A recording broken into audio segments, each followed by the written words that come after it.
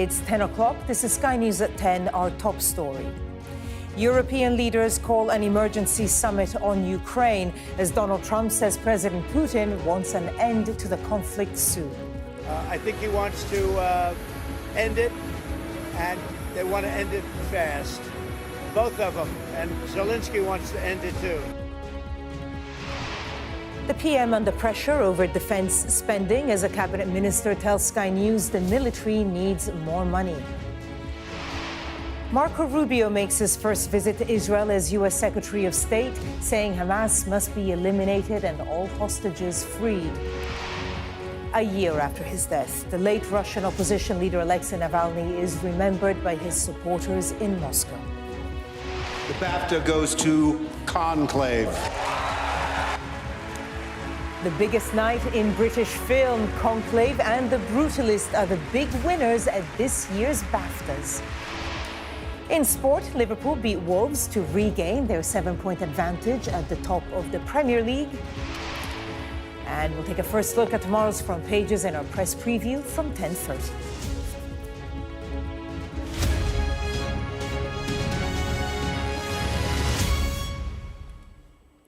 Good evening. An emergency meeting of European leaders is to be held in Paris tomorrow to discuss Ukraine, as senior officials from the United States prepare to meet Russian negotiators in Saudi Arabia. Tonight, President Trump told reporters in Florida that Vladimir Putin wanted the war to end soon. So far, neither Ukraine nor any other European country has been invited to the talks between America and Russia. Well, this evening, the U.S. Secretary of State Marco Rubio said Ukrainians and other European nations would be brought into the fold if the talks advanced. Well, tomorrow's summit in Paris comes as Europe scrambles to deal with President Trump's plans to end the war in Ukraine. The talks that were called by Emmanuel Macron will also be attended by the Prime Minister, Sir Keir Starmer, and the German Chancellor, Olaf Scholz. It's being reported in Russia tonight that an American delegation will start peace talks with Russian negotiators in Saudi Arabia on Tuesday. Among the key delegates are Trump's National Security Advisor Mike Waltz, Secretary of State Marco Rubio, and the Middle East envoy Steve Witkoff. Well, speaking tonight, Donald Trump said he could meet Vladimir Putin to discuss Ukraine very soon. He added that he believes both the Russian and Ukrainian leaders want to stop fighting. I think he wants to end it, and they want to end it fast. Both of them. And Zelensky wants to end it too. Sir, when do you think this can actually happen? When do you think the fighting can stop? Well, we're working to get it done. I mean, it's too bad it started. It would have been a lot easier to end it before it started, right? Well, Donald Trump's peace initiative with Russia has left European allies and Ukrainian officials worried that they're being sidelined by the new U.S. administration, as our Europe correspondent Adam Parsons now reports. For 3 years, the war in Ukraine has pitched Russia against the West, a coalition of Europe and America. But now, suddenly, old loyalties seem to be fraying before our eyes. We are very thankful for American support. This was Volodymyr Zelensky meeting the American Secretary of State Marco Rubio and the Vice President J.D. Vance a couple of days ago, worried that the US is now unilaterally setting up peace talks with Russia. The Ukrainian leader adamant that his nation cannot be excluded from discussions about its own future. I will never accept any decisions between the United States and Russia about Ukraine. There is no any leader in the world who can really make a deal with Putin without us, about us. The idea of Trump and Putin forging closer ties troubles many. Among them, plenty of these European leaders now about to hold a hastily arranged get-together in Paris, trying to make sense of this rapidly changing world order. At the forefront, Keir Starmer and Emmanuel Macron. Britain and France have always seen themselves as America's strongest allies in Europe, but both now pushing back against Washington, insistent that peace talks must include Ukraine. We all desperately want the war to end. I think it's clear for that to be a durable peace, Ukraine has to be at the table, has to be part of that agreement. We believe Ukraine is on an irreversible path to NATO membership. America doesn't agree, insisting that Ukraine should not join NATO, that European countries should spend more on defence, just as the US pulls away from the continent. And for some, that is a very worrying picture of the future. We are facing, potentially a very profound change in the relationship between America and Europe, and in the way that America conducts its relations with the rest of the world. I mean, the fact is that since Trump has been president, we have seen, basically more than anything else, criticism of Europe. As Europe ponders its next step, Trump's team acts. Rubio has arrived in the Middle East. He's in Israel now, and he'll then go to Saudi Arabia to start the talks with Russia. It is divisive diplomacy hosted in a volatile region. Adam Parsons, Sky News. And it's not just been diplomacy in the spotlight. NATO countries are under more pressure than ever to increase their spending on defence. The Business Secretary, Jonathan Reynolds, told Sky News today that there is recognition across the government that the British military needs more money. Well, the UK currently spends 2.3% of GDP on defence. That's according to NATO. The government has committed to raising defence spending to 2.5% of GDP, but it hasn't yet set a target for when that increase will be. Raising defence spending to that level would cost around £5 billion. The three NATO countries that spend the most on defence are Poland, Estonia and the United States. Poland spends 4.1% and Estonia and the US spend 3.4%. Other countries spend closer to the NATO guideline of 2% of GDP. Germany is at 2.1%, France at 2% and Spain at 1.3%. This report now from our political correspondent, Ali Fortescue. A Royal Navy vessel shadowing two Russian cargo ships travelling through the English Channel this week. A reminder of the military operations we don't always see, as Number 10 hints at a defence spending boost. The whole cabinet, the whole government, I think most people in this country recognise the pressures the world is under, recognise more will have to be spent on defence. Now, the spending review will set out the roadmap towards that target. A Labour government trying to find its place on the world stage. The Defence Secretary and his US counterpart smiling for the cameras this week. 2% is not enough. President Trump has called for 5%. But the warning to NATO from America has rarely been starker. We all know that we have to go upward. The UK is absolutely committed to 2.5. Heeded by our Foreign Secretary in Munich as the UK treads a difficult path between Europe and the US. Are you satisfied with what you've heard from the government over the last couple of days? We've heard nothing comforting until the last couple of days, but pressure is now coming on. And frankly, Keir Starmer needs to show whether he's a man or a mouse here. Is he a Churchill or is he a Neville Chamberlain? Frankly, history will show that there are times when prime ministers have to be bold. This is a moment when he has to be bold. His chancellor won't like it, but the prime minister is in charge. And the Chancellor has reportedly been overruled on defence spending, a choice that may not be universally popular. One senior Labour figure told me today that defence spending is a bottomless pit and money is needed elsewhere. But in a week where so much has happened, where President Trump has spoken to President Putin, where the Prime Minister here has talked about a once-in-a-generational moment for our national security, defence is on the agenda. And that could mean difficult choices for the Chancellor. To give defence more than its current share of national income would really mean a big squeeze on everything else. And don't forget that for decades, we funded a growing welfare state by continually cutting defence spending. If we start really increasing it fast, that's going to put huge pressure on everything else. Borrowing, cuts, tax rises, there are no easy levers for the Chancellor to pull. They're decisions the Prime Minister will have to own too. Tomorrow he's in Paris, later this month in the US, managing unpredictable allies, carving the UK's path in an uncertain time.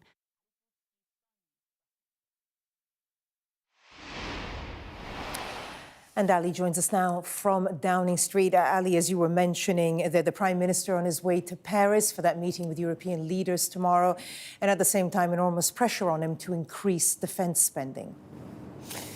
Yes, look, Barbara, I mean, it's been an extraordinary week, and a week that has ended with frantic diplomatic activity and finally this confirmation that this last-minute meeting summit is going to be happening in Paris tomorrow. European leaders, as you say, Germany, France, Spain and the UK, among others, are going to be there. The NATO Secretary General, they're going to be talking about defence, they're going to be talking about Ukraine, and these are subjects that have become a dividing line that has hardened in the last few days with the US. On Ukraine, we know that the UK's position, which we've reiterated in the last couple of days on Ukraine, having an irrevocable path to NATO, has been at odds with the US position. I've just seen in the last couple of minutes, Keir Starmer has been writing in the Telegraph talking about the potential for boots on the ground, troops on the ground in the Ukraine as part of any peacekeeping deal. That is contrasting to what we heard a couple of days ago from the US Defence Secretary Pete Hegseth.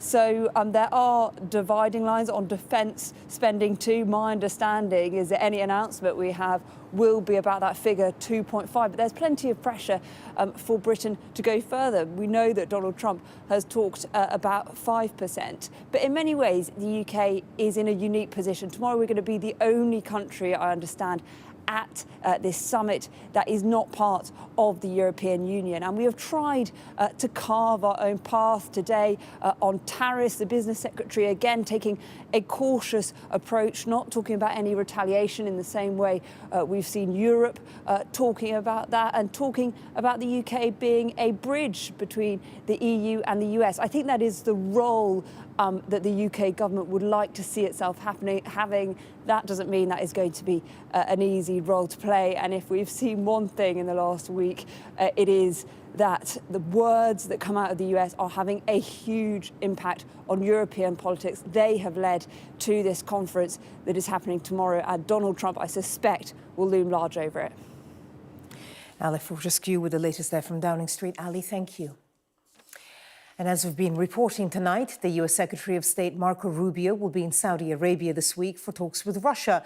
But today he was in Israel, meeting Prime Minister Benjamin Netanyahu. He fully endorsed Israel's war aims in Gaza, saying Hamas must be eradicated. Our international correspondent Diana Magnay reports from Jerusalem. Late on Saturday night, and after a phone call with his Russian counterpart, the first at that level in 2 years, the US Secretary of State Marco Rubio touched down in Israel, the US fighting many fires right now. But this a moment once again to signal America's unwavering support for Israel. Benjamin Netanyahu keen to stress that he and Trump were on the same page on Gaza and on all the other regional threats that Israel faces, with Iran their common thread.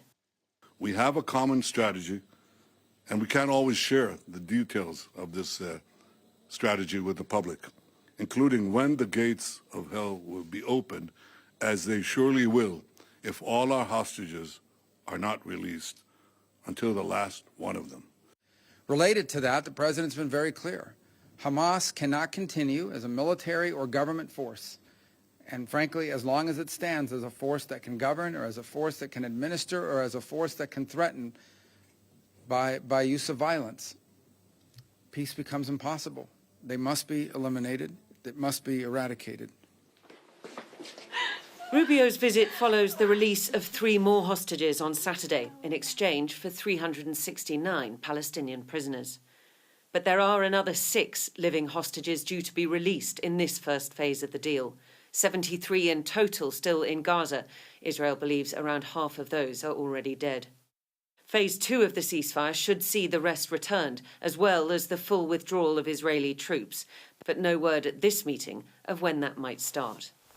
The Gaza ceasefire holds by a thread, not helped by an Israeli aerial attack near Rafah on Sunday, which Hamas says killed 2 police officers working on the safe delivery of aid. The head of the Arab League at Egypt's Rafah crossing with Gaza telling an EU delegation there that Israel must do more to make sure the aid gets through. Unfortunately, the pace of aid entry is not acceptable, neither in a humanitarian sense, morally, or in any other way. We continuously call on the international community to maintain pressure on the Israeli side, the occupation forces, to allow the entry of aid that is already at the border crossing. And in an ominous sign of the consequences if things fall apart for the region, a US delivery of heavy Mk-84 bombs to Israel, paused under Joe Biden, restarted by Donald Trump. Diana Magnay, Sky News, Jerusalem. Now, it's the biggest night in British film. The stars have been out in force in London this evening for this year's BAFTA Film Awards. The papal thriller Conclave was among the big winners, securing 4 awards, including the coveted Best Film accolade. Our arts and entertainment correspondent, Katie Spencer, is there for us. So, Katie, who else had a great night? This is always a big evening in terms of celebrating British films and films around the world, but here in London's capital. We walk away tonight, going into this ahead of the big ceremony. There was no clear front runner, but we walk away with a really sort of split playing field in terms of wins. 4 wins for The Brutalist, 4 wins for Conclave, and some unexpected people taking to the stage and coming away with awards. Here's what happened. Unexpected from the off, David Tennant's Proclaimers sing-along, a uniting moment at a ceremony where BAFTA voters seemed split by this year's bewildering array of choice. Brady Corbet, director of The Brutalist, which walked away with 4, summing up the general mood. Best director, I mean, there's no such thing as best. I'm in a category with Denis Villeneuve, for Christ's sakes. The post-war epic's lead, Adrian Brody, full of praise for his co-stars. This is for our collaborative efforts. A double win for the return of Wallace and Gromit. I didn't actually write a second speech. The Aardman animation equaling the number of wins as musical Emilia Perez, Zoe Saldana winning for the Spanish language film, but the actor joking she's yet to master speaking like a Brit. Films are supposed to change hearts and just challenge minds, and I hope that Emilia Perez did something like this. Please, okay, because voices need to be heard, just not my English accent. Bye, guys. The audience on their feet for this year's fellowship recipient, Warwick Davis, thanking those who have supported him after the death of his wife.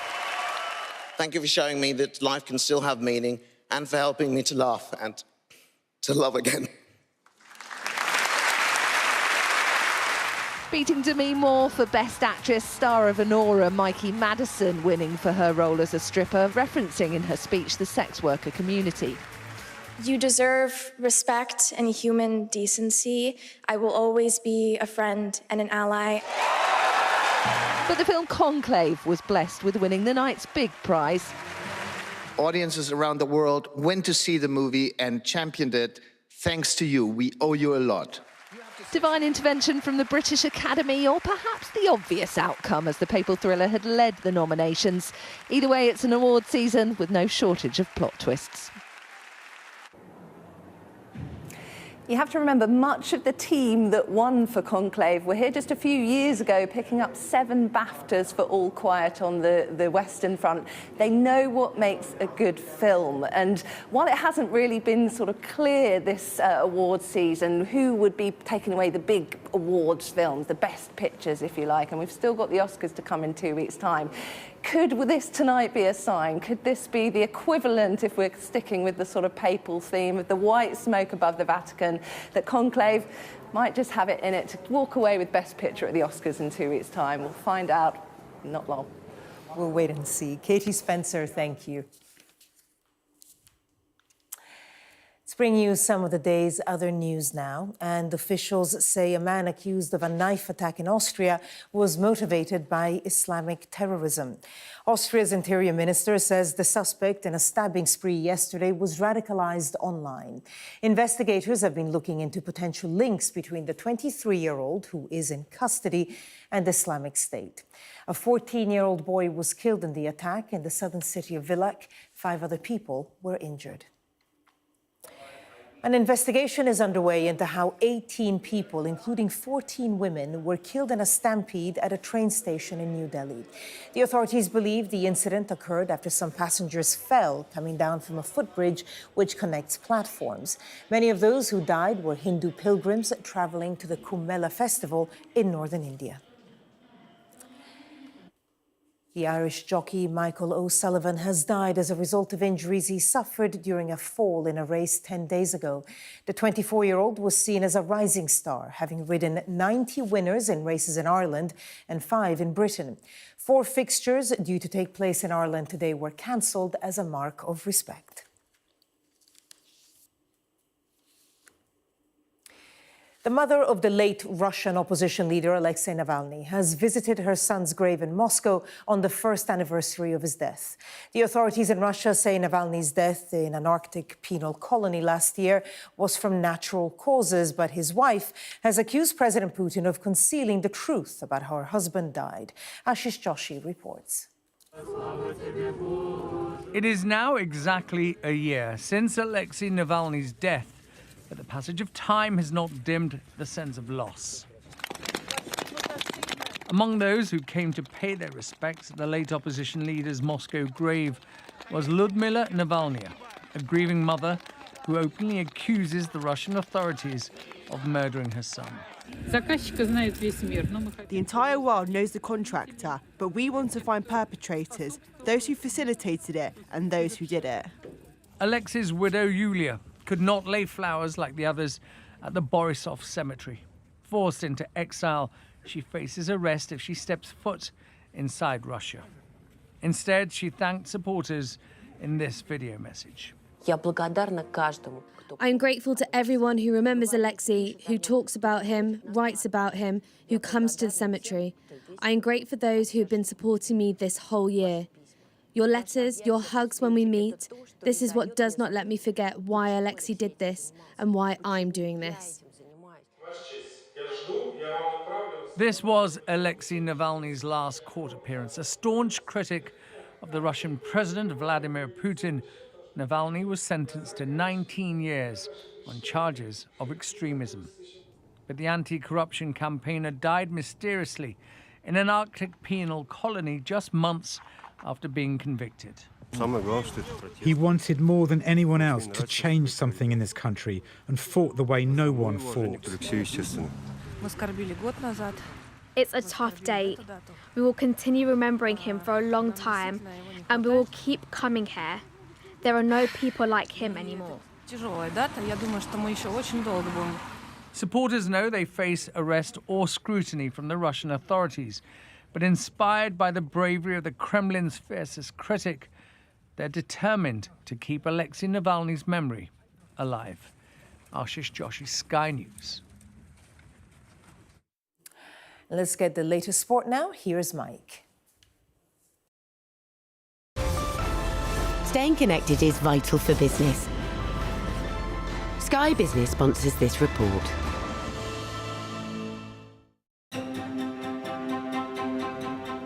Meanwhile, clubs themselves are also conscious of how important relationships with parents are.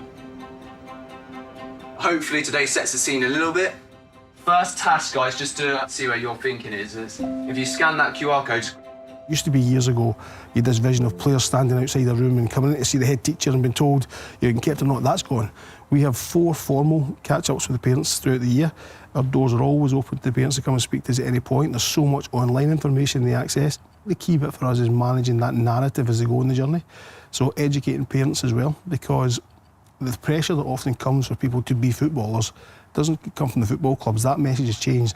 What we want to say is, right, come to our club, we'll look after you from nutrition, we'll look after you from a medical perspective, we'll look after you from a football perspective, you'll train in great facilities, we have wonderful coaches, you go and enjoy the journey, you'll do multi-sports, quite a different experience from many people anticipate academies actually are. But what we also need to do is make sure that mum and dad, when they go in the car after the game, aren't just focusing on becoming a Premier League footballer, because we accept that they're not all going to be that. But if we actually take the journey for what the journey is, we'll produce good footballers, but also good people off the back of that. One parent who's hopeful their son is going to make it is the former Premier League midfielder Darryl Powell. His son Jaden, who's just turned 17, has signed a 3-year scholarship at Nottingham Forest. So we've come along to have a chat with both of them on what could be a very big day for Jaden. Hello, mate. Hi, mate. Good to see you. You good? I'm all right, thank you. Do you mind if I pop in? Because you know how tough it is, and because you're also a caring parent, you want what's best for your sons. How do you look at it? I think there are more parents than you think that are footballers and had good football careers that have got sons that are now involved in football. I've seen a lot of them on the circuit. I do share my experiences with Jayden. I do share the pitfalls, the joys. I really try and make a point of him to try and express yourself, try and embrace it, try and enjoy every moment. You don't know how long it's going to last. There he is. You okay? Good to see you, Jane. How are you? Yeah, I'm good, thank you. Come on then, what's for breakfast? I'm gonna make scrambled eggs with smoked salmon on toast. When you got the nod that you were being kept on, did you know which day you were going to find out and get that decision from Forest? We just sat down with the academy manager. My mum and my dad was there, and then they told us. But the day was organised, yeah. What was going through your mind? I feel like you gotta just believe in yourself, because if you don't believe in yourself, then other people won't. When you consider all that your dad's achieved in the game, having his advice and his guidance, does that help? Yeah. Or does it add more pressure? Because my dad has been like where he's been, he's played in a World Cup and stuff. People expect a lot because like your dad's done it, you can do it, and then people, when you do something good, they'll say it's because your dad, he can get you there or whatever. It's helpful as well because he can tell you what to deal with, how to deal with things, because he's been through it all. There's something else quite big happening today, Jayden. Yeah, my GCSE results. Oh, gosh. But your dad's made it very clear you've got to have a backup because, of course, you don't know what's going to happen in the next few years. You know, when you talk to, like, people that haven't made it, like the coaches at football that say, I've been through the journey, they say how hard it is to get through, and then you're like, well, maybe I do have to try a lot in school because it might not work out. I'm going to rush it, I'm just going to keep working hard. Jayden's older brother, also Daryl, was an academy footballer himself. Injury robbed him of the chance of progressing to professional level, but he's come to support Jayden today. Just the one. See you later. Sky Business sponsors this report. Let's just bring you some breaking news now about British involvement in Ukraine, potentially. Sir Keir Starmer has confirmed that he is prepared to put a peacekeeping force into Ukraine if there is a deal to end the war with Russia. He acknowledged that this could put British troops in, quote, harm's way if Russian President Vladimir Putin attacks again. Now, he's been writing in the Daily Telegraph, and the Prime Minister said the UK was ready to play a leading role in Ukraine's defence and security, including the commitment of £3 billion a year until 2030. So that news just breaking now. And this, of course, all in light of that meeting that the Prime Minister will be attending in Paris tomorrow with other European leaders. Now, finally, since President Trump has repeatedly said that Canada should become the 51st American state, a meeting of the two countries on the ice in Montreal was always going to be a tense affair, and it began badly with Canadians booing the U.S. national anthem. By the dawn's early light, what so proudly we hailed.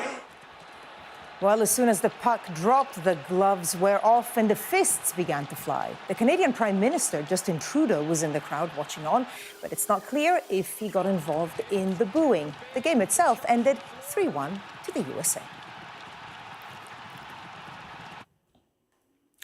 Well, that was Sky News at 10. Coming up, we'll take a first look at tomorrow's papers in the press preview. Tonight, we're joined by The Spectator's economics editor, Kate Andrews, and the Financial Times' public policy correspondent, Laura Hughes. Welcome both. Among the stories, we'll be discussing this on the front of the FT. Their headline, European leaders hold crisis meeting on Ukraine and wider defense plans. Stay with us. We'll be right back.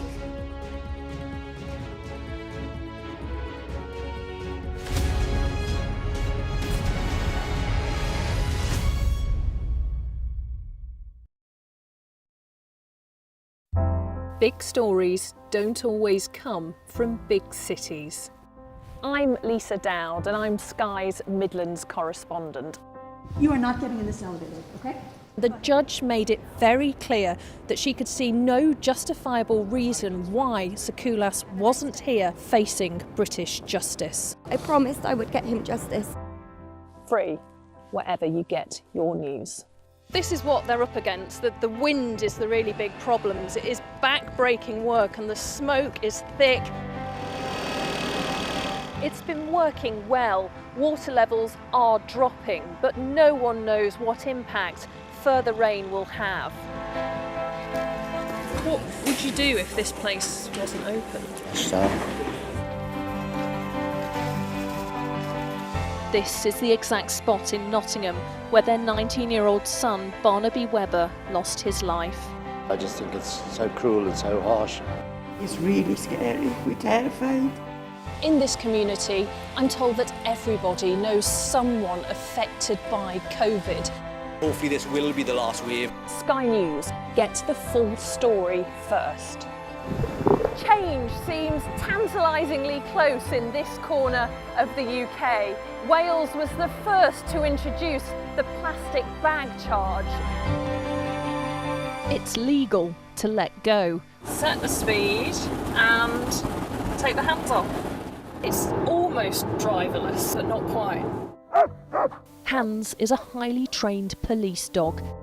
The force is incredible. It's really frightening, actually. This is my patch, my specialism. It's also my home. Mandatory evacuation, you must leave! For many people, Harvey is far from over. People here believe the water will be this deep for weeks. I'm Greg Milam and I'm Sky's Chief North of England correspondent. Are you trying to run me over, Sir Philip? No, go away. Look like it, sir. Will you respond to